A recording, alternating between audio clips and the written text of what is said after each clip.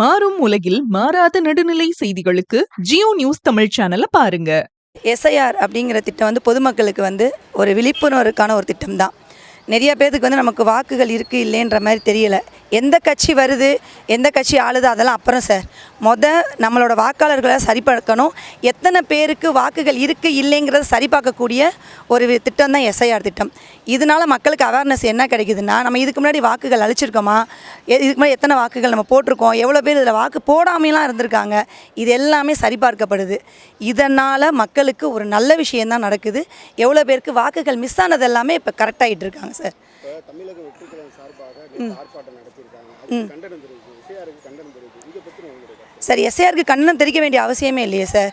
ஏன்னா இது நல்ல ஒரு விஷயம் தானே. 2005 இப்போ வரைக்கும் எவ்வளோ பேர் வாக்குகள் அளிச்சிருக்காங்க, எவ்வளோ பேர் வாக்குகள் வராமல் இருக்குது. இது எந்த கட்சி வந்தாலுமே அவங்களுக்கு நல்ல விஷயம் தானே. எந்த ஆட்சி வந்தாலும்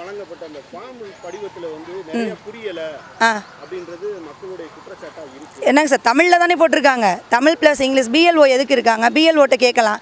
இப்போ இன்னொரு விஷயம் என்ன நடக்குதுன்னா, பிஎல்ஓ பக்கத்தில் மற்ற கட்சிக்காரவங்களை, அது சம்மந்தப்பட்ட கட்சிக்காரவங்களை எல்லாருமே உட்காந்து மக்களையும் சேர்த்து குழப்பிட்டு இருக்காங்க, பிஎல்ஓவையும் சேர்த்து குழப்பிட்டு இருக்காங்க.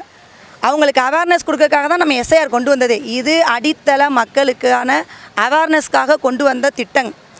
இதையுமே அரசியலாக்கப்பட்டு இருக்கு. அது சம்மந்தப்பட்ட கட்சிக்காரவங்க அதையும் உட்காந்து அதை அரசியல் ஆக்கிட்டு இருக்காங்க. இதில் டிவிக்கு வர வேண்டிய அவசியமே இல்லையே சார். இதுக்கு கண்டனம் தெரிவிக்க வேண்டிய அவசியமே இல்லையே. கோயம்புத்தூரில் நடந்த விஷயங்கள், மற்ற விஷயங்களுக்கெல்லாம் கண்டனம் தெரிவிக்கட்டும் சார். அதுக்கெல்லாம் வாய முட்டி எதுக்கு கண்டனம் தெரிவிச்சிட்டு இருக்காங்க?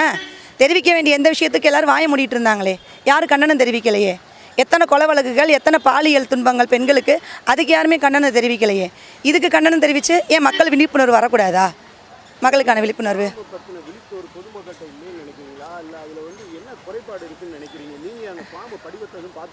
நான் பார்த்துருக்கேன் சார். நமக்கு அந்த 3 காலங்கள் கொடுத்துருக்காங்க. அதாவது நமக்கு 2005 நமக்கு ஸ்டார்ட் ஆகுது கீழேருந்து. நமக்கு இந்த வருஷம் வரைக்கும் 2005 இப்போ அப்டேட் வரைக்கும் நம்ம இதுக்கு முன்னாடி வாக்களிச்சிருக்கோமா, எந்த இடத்துல வாக்களிச்சிருக்கோம், நம்மளோட அப்பா அம்மா பேர் என்ன, குடும்பம் இல்லாமல் நம்ம இல்லைல்ல சார். அதில் ஏன் குடும்பத்தார் பேர் ஏன் கேட்குறீங்கன்னு கேட்குறாங்க. குடும்பத்தார் பேர் கண்டிப்பாக இருக்கணும்ல. குடும்பம் இல்லாமல் நம்ம இல்லைல்ல. தந்தை பெயரோ கணவர் பெயரோ எல்லாமே அதில் நம்ம மென்ஷன் பண்ணணும். இதுக்கு முன்னாடி கல்யாணம் ஆகாமல் இருந்திருப்பாங்க, இப்போ கல்யாணம் ஆகியிருப்பாங்க. அப்போ அவங்களோட வாக்கு எங்கே? இதெல்லாம் சரிபார்க்கப்படுது. இது வாக்குகளை வலுப்படுத்தக்கூடிய விஷயந்தான். பொதுமக்களுக்கு இதுக்கான அவேர்னஸை பிஎல்ஓ மூலியமாக கொடுக்க சொல்கிறாங்க. அதை மக்களுக்கு கொண்டு சேர்க்க விடாமல் சில விஷயங்கள் தடுத்துட்டு இருக்காங்க. அவேர்னஸ் இருக்குது. மக்களுக்கு நல்லா இருக்குது. என்னோடய நேம் ஜெயசுதா சண்முகம்.